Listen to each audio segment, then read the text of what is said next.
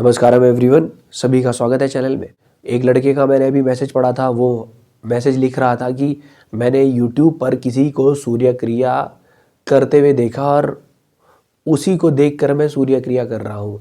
तो भाई आप सभी लोगों से ये कहना चाहूँगा, जितने भी व्यूअर्स हैं और या फिर आपके जानने वाले हैं, कि यूट्यूब की वीडियोज़ को देखकर योगिक क्रियाएँ ना सीखें। आपको पता भी नहीं है कि इस तरीके से हाथ रखने से क्या होता है, और आप तो पता नहीं कौन कौन सी क्रियाएं यूट्यूब से देखकर कर रहे हो। जो यूट्यूब पे आके योगिक क्रिया सिखा रहा है उससे बड़ा मूर्ख कोई नहीं है। उसे पता ही नहीं है कि इन क्रियाओं को करने से क्या होता है। अनेक भाई यूट्यूब पे ना अंधाधुंध बड़े बड़े चैनल हैं, वो आकर आपको यूट्यूब पे क्रिया सिखा रहे हैं, कर्मा कैसे बर्न करने हैं ये सिखा रहे हैं। इतना ही आसान होता तो फिर बड़े बड़े गुरुओं की ज़रूरत नहीं होती। गुरु की ज़रूरत नहीं थी आपकी लाइफ में, ये यूट्यूबर ही आपको सब कुछ सिखा देते। अरे यूट्यूब से देखकर आप ना डिफरेंशिएशन और इंटीग्रेशन भी नहीं सीख सकते वीडियोस को देखकर, क्योंकि आपके अंदर जो क्वेश्चंस उठ रहे हैं उनका जवाब कौन देगा। तो योगिक क्रिया तो बहुत दूर की बात है। ठीक है, तो अब आप ये पूछोगे कि योगिक क्रिया फिर सीखनी कहाँ से चाहिए। आप योगिक क्रिया में ना, मैंने योगिक क्रिया क्यों बोली, क्योंकि सूर्य क्रिया वो लड़का परफॉर्म कर रहा है। सूर्य क्रिया एक योगिक क्रिया है जो सदगुरु के द्वारा ईशा हठ योगा प्रोग्राम्स में दी जाती है।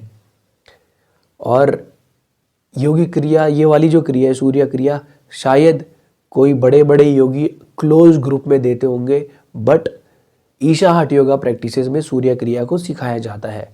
ऐसे ही अंगमर्दना है, ऐसे ही योगासनाज हैं, और षण्मुखी क्रिया और भी बहुत सारी क्रिया हैं, और शांभवी महामुद्रा क्रिया की दीक्षा सदगुरु के द्वारा दी जाती है। तो ये जो पावरफुल योगिक क्रिया है आप यूट्यूब से देख के सीख ही नहीं सकते, क्योंकि योगा जो है वो सिखाया नहीं जाता, योगा को ट्रांसमिट किया जाता है। योगा जो है वो फिजिकल एक्सरसाइज नहीं है, और बॉडी को बेंड और ट्विस्ट करना योग नहीं होता। उसके पीछे एक बहुत गहरा विज्ञान है, किस प्रकार से आपको अपने सांसों को चलाना है। और जो आपके सामने बैठे हैं ना, ईशा हठ योगा जब प्रोग्राम्स होते हैं तो जो व्यक्ति वहाँ सामने बैठा है वो कुछ और भी कर रहा है जिसके बारे में आपको कुछ आइडिया भी नहीं है। जब मैं अपने हठ योगा टीचर से योगा सीख रहा था तो दोस्तों it was totally different. Isha Hatha yoga की क्लासेस ही अलग तरीके की होती है। और एक और चीज़ बताना चाहूँगा, सदगुरु कहते हैं कि जब आप किसी पोस्चर में होते हैं, आप क्या चाहे इस तरीके से हो, चाहे फिर हाथ किसी भी तरीके से आप एक पर्टिकुलर पोस्चर में हो, तो उस पोस्चर में रहते हुए आप मुंह से कुछ नहीं बोलोगे। तो जो भी व्यक्ति आपको योगिक पोस्चर में जाकर बोल के सिखा रहा हो, तो मैं आपको ये बताना चाहूँगा उनको आइडिया ही नहीं है, वो जानते ही नहीं है कि योग क्या है। आप ऑलरेडी आसन में हो। जब आप आसन में हो तो आपका टोटल फोकस अपनी सांसों पे और आसन पे होना चाहिए, बोलने पे नहीं होना चाहिए, क्योंकि वो ऑलरेडी आप आसन भी एक मेडिटेटिव स्टेट होती है। तो आप इस समय पर अपनी एनर्जीज को डिस्टर्ब नहीं करते हो। जब आसन किया जाए तो वो आसन केवल पूरा फोकस आपका आसन में ही होना चाहिए, क्योंकि आप अपनी एनर्जीज के साथ खेल रहे हो। इस चीज़ को समझना, एनर्जी के साथ खेला जा रहा है, फिजिकल बॉडी के साथ केवल नहीं खेला जा रहा। एनर्जीज को जब योगिक क्रिया कर रहे हो, योगासन कर रहे हो, तो एनर्जी के साथ खेला जा रहा है। तो एनर्जीज एक पर्टिकुलर तरीके से फ्लो करती है। और बहुत सारे लोगों को मैं जानता हूँ जिन्होंने यूट्यूब वगैरह से देख के चीज़ें करी। मेरा दोस्त मुझे बता रहा था कि एक बार उसने धनुरासन होता है एक, जिसमें आप लोगों ने भी देखा होगा कि धनुरासन होता है, तो उसने धनुरासन गलत कर लिया था वीडियोस देख कर। तो कहता है मेरी कमर में ना बैक साइड में दिक्कत हो गई थी, दर्द होने लगा था कुछ समय तक। तो उसने 5-6 महीने वो दर्द झेला, फिर धीरे धीरे उसका दर्द गायब हुआ। और इसके अलावा बहुत सारे लोग यौगिक क्रियाएं सीखते, यूट्यूब से योगासन वगैरह सीख लिया और जब मर्जी कोई भी आसन मुंह उठा के कर लिया। कोई भी आसन, जब आप कोई आसन करते हो ना तो उनका एक पर्टिकुलर पैटर्न होता है कि पहले कौन सा करना है, उसके बाद कौन सा करना है, उसके बाद कौन सा करना है। ऐसे ही मुंह उठा के कुछ भी नहीं कर दिया जाता। इनका एक तरीका होता है आसन को भी करने का। आपने देखा होगा अनेकों लोग क्या करते हैं, बस उठते ही सीधा हेड स्टैंड मार दिया, शीर्षासन कर दिया और सर्वांगासन कर दिया। भाई ये सब चीज़ें इतनी कैजुअली नहीं लेनी है। कई कई लोगों, इररिस्पॉन्सिबल लोगों की वजह से ये चीज़ें यूट्यूब पे आपको दिख रही है या योगा के ऊपर किताबें लिख दी गई हैं। तो इनको ऐसे बिल्कुल भी नहीं सीखना है। आपने सीखना है जाकर उन टीचर्स के पास जो ट्रेंड है या उन्होंने अपने जीवन का एक लंबा समय योगा करने में बिताया, योगिक प्रैक्टिसेस को जानने में बिताया। और किसी के पास भी जो ये 20 घंटे के या 100 घंटे का कुछ कोर्स करके आ गए, ऐसे लोगों के पास जाके भी सीखना जिन्होंने केवल पैसा कमाने के लिए वो कोर्स किया है। तो मुझे नहीं लगता कि आप लोगों के, ऐसे लोगों के पास जाकर चीज़ें सीखनी चाहिए। They know nothing about it, they know nothing about it. 4 साल में हमने इंजीनियरिंग करी, मैकेनिकल इंजीनियरिंग, और मैंने इंडिया का जो टॉप लेवल एग्ज़ाम होता है गेट, उसमें मेरी रैंक थी 3080। ओके, बट मैं बोल रहा हूँ, मुझे मैकेनिकल इंजीनियरिंग का 5 से 10% ही आता होगा। मतलब 5 से 10% टॉपिक पे मेरी मास्टरी होगी। मास्टरी भी नहीं कह सकता मैं। और आप ये सोच रहे हो जो लोगों ने 100 घंटे का योगा ट्रेनिंग प्रोग्राम किया, केवल 100 घंटे का, वो आपको योगा सिखा देंगे? Wow, they don't know themselves की व्हाट इज़ योगा। आपको कैसे सिखा देंगे? केवल 100 घंटे की। ईशा हट योगा टीचर्स 2100 घंटे, लगभग 21 वीक में 1950 घंटे की उनकी ट्रेनिंग होती है। Intense training. सुबह 4 घंटे हट योगा, शाम को 4 घंटे हट योगा, और बीच उनकी एक दिन में कम से कम 15-16 घंटे या 12-14 घंटे उनकी ट्रेनिंग चलती है।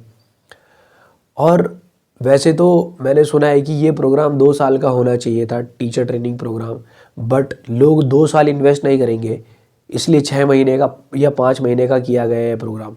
बट मुझे पता है कि आने वाले समय में ना, जब लोग कॉलेज यूनिवर्सिटीज़ में जाके ये अलग अलग कोर्सेज करना बंद कर देंगे, तो 2 या 3 साल का जो कोर्स है हठ योगा टीचर ट्रेनिंग का, वो किया जाएगा। मुझे ऐसा लगता है कि फ्यूचर में ऐसा होना चाहिए कि आप 2 साल केवल योगा ही कर रहे हो, आप एक योगा टीचर बन रहे हो। सो आई होप कि सद्गुरु ऐसा एक कोर्स लॉन्च करेंगे, करना ही चाहिए। हमें योगा टीचर चाहिए, पैसे कमाने वाले लोग नहीं चाहिए यार। लोग आजकल इसको एक प्रोफेशन बना रहे हैं पैसा कमाने के लिए, कि 4-5 बच्चे पकड़ लिए, पैसा कमा लिया। नो यार, इट इज़ टोटली डिफरेंट। मैंने ना कितने सारे योगा टीचर को इंस्टाग्राम पे देख लिया है।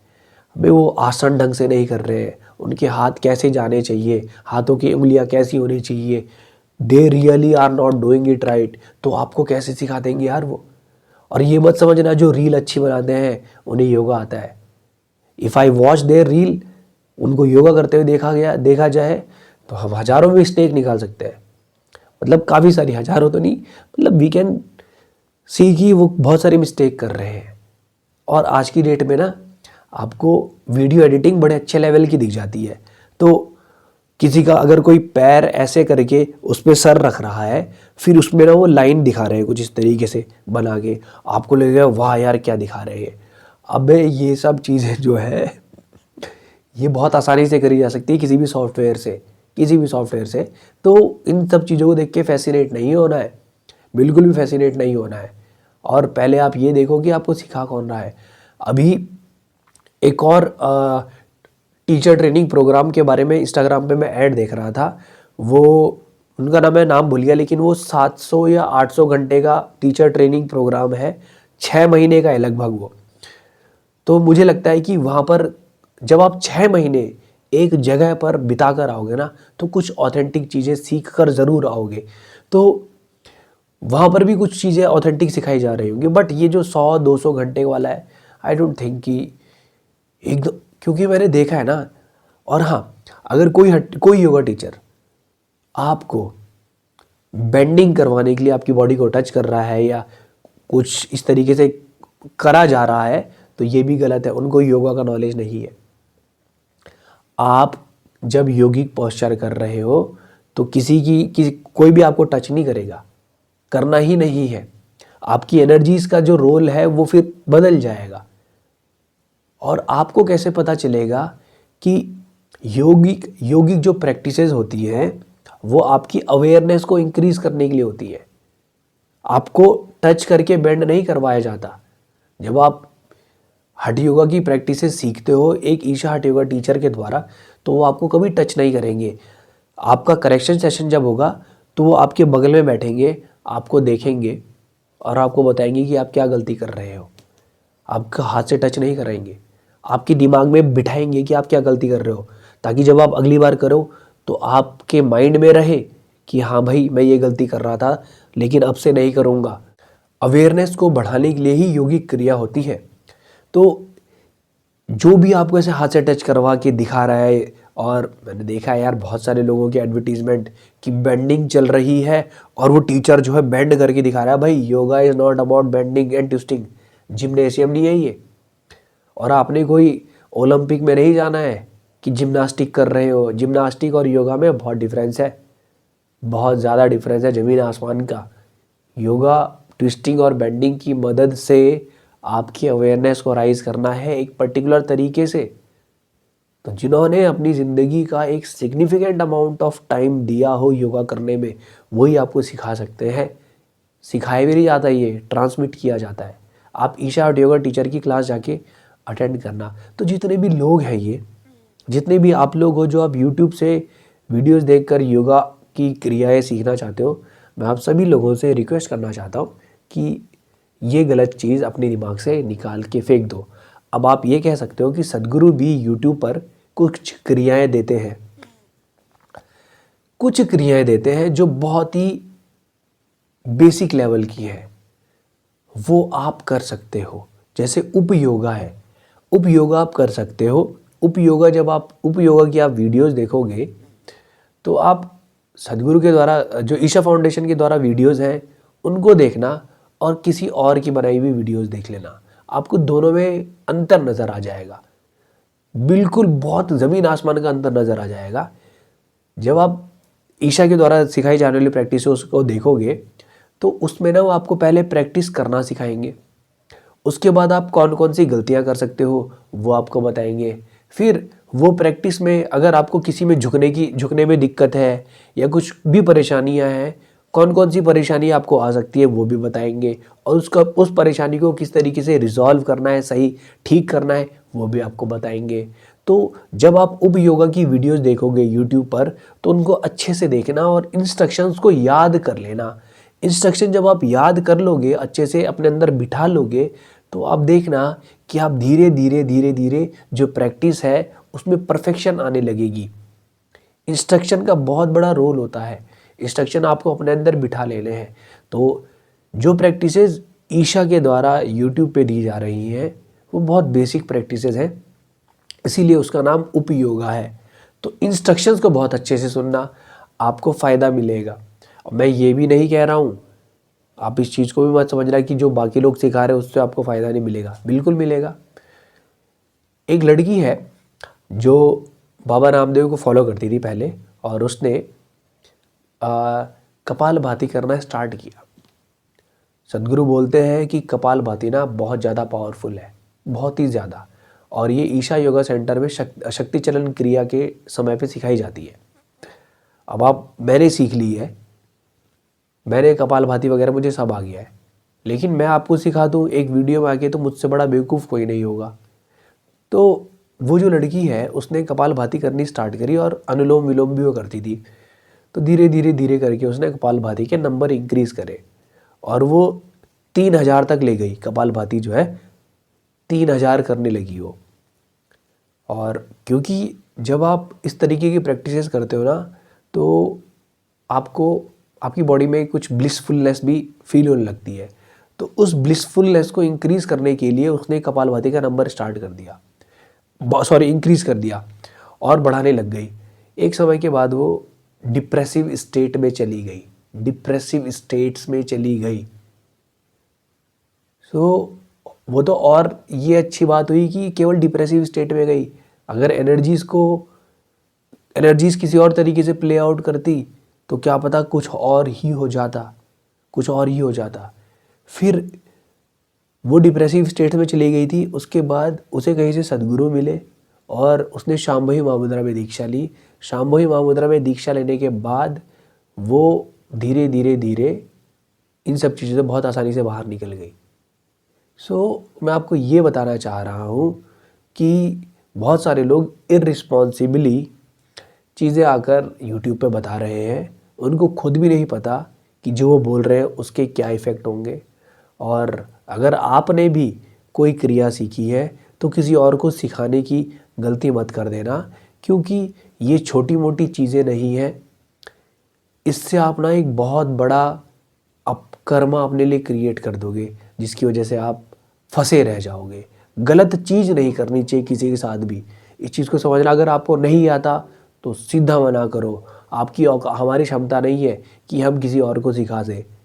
अगर हमसे कोई मैथ पढ़ने आएगा या कोई टॉपिक इंग्लिश का पढ़ने आएगा, हम उसको भी 100% नहीं सिखा सकते। ये तो फिर भी योगा है। इस चीज़ को आप अपने दिमाग में बिठा लेना भैया, अपने दिमाग में बहुत अच्छे से बिठा लेना कि यूट्यूब पे आके इतनी आसानी से योगिक क्रियाएं नहीं दी जा सकती। ठीक है। ये इस वीडियो में मैं इतना ही बोलना चाहूँगा। दोस्तों, इस वीडियो के लिए इतना ही। अगर किसी और टॉपिक के ऊपर वीडियो चाहते हैं तो कमेंट सेक्शन पे कमेंट करके बताइएगा। ये वीडियो सभी लोगों तक पहुंचाने की कोशिश करना, जो भी लोग यूट्यूब से देखकर क्रियाएं सीख रहे हैं। इतना आसान नहीं है। अरे मिलियन सब्सक्राइबर वाले वीडियो यूट्यूब चैनल ना यूट्यूब पे आके क्रिया सिखा रहे हैं।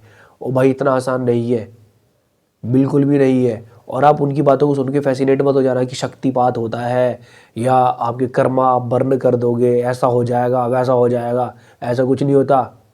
शरीर में दिक्कत आ जाएगी, एनर्जीज इस तरीके से प्ले आउट करेंगी कि यहाँ दर्द हो रहा है, ज़िंदगी भर यही दर्द होता रह गया, कोई ठीक नहीं कर पाया। इस तरीके की परेशानी आ जाएगी। डॉक्टर के पास जा जाके तुम परेशान हो जाओगे। डॉक्टर जो है डिजीज़ को आइडेंटिफाई नहीं कर पाएगा, डायग्नोज ही नहीं कर पाएगा कि क्या क्या बीमारी लगी है। तो योगिक क्रिया ऐसी नहीं, पूरी जानकारी लो। सबसे पहले पूरी जानकारी लो कि ये है क्या, किसने बताया था पहली बार इसके बारे में। पतंजलि योग सूत्र पढ़ना स्टार्ट करो अगर आपको इतनी जानकारी प्राप्त करनी है तो उनको पढ़ो कि हाँ भाई ये क्या है। तब जाके एक सही गुरु ढूंढो जो आपको सिखा सके। ठीक है। आपको लगता नहीं कि आप योगा सीख सकते हो, भाई मैं इंटीग्रेशन की किताब उठा लेना, मैथमेटिक्स की, कैलकुलस की, उसे देख लेना। अगर आप वो कर लो तो बहुत बड़ी बात है। वेक्टर इंटीग्रेशन कर लेना। ये तो बहुत छोटी चीज़ें बता रहा हूँ मैं आपको। वेक्टर इंटीग्रेशन या डिफरेंशियल कैलकुलस, लैपलास इक्वेशन, ये बहुत छोटी चीज़ें हैं। योगा तो पता नहीं नेक्स्ट लेवल है। ओके। तो दोस्तों, इतना आसान नहीं है ये चीज़ें। इतने इररिस्पॉन्सिबली इन चीज़ों को अटेम्प्ट ना करें। केवल आपका नुकसान है, किसी और का नहीं। आपका नुकसान होगा। जो शरीर आपको दिया गया है इसको अच्छे से यूज़ करो। गलत तरीके से मत सीखो चीज़ें। और पावरफुल, आपको लगता है नहीं कि कोई मुझे पावरफुल क्रिया दे दे आके मेरी कुंडली राइज कर दे। पहले पढ़ तो लो कुंडलिनी होती क्या है, तभी तो राइज करवाने के बारे में सोचोगे। कुंडलिनी की, अरे पता नहीं कितने ही लोग हैं 99 रुपये में चक्रास को रीएक्टिवेट कर रहे हैं। इंस्टाग्राम पे मैंने कितने सारे पेजेस देख लिए। तो ये सब बेवकूफ़ी भरी बातें हैं। इतना आसान नहीं है, इतना आसान नहीं है। ठीक है दोस्तों, मिलेंगे आपसे अगली वीडियो में। तब तक के लिए नमस्कारम, धन्यवाद।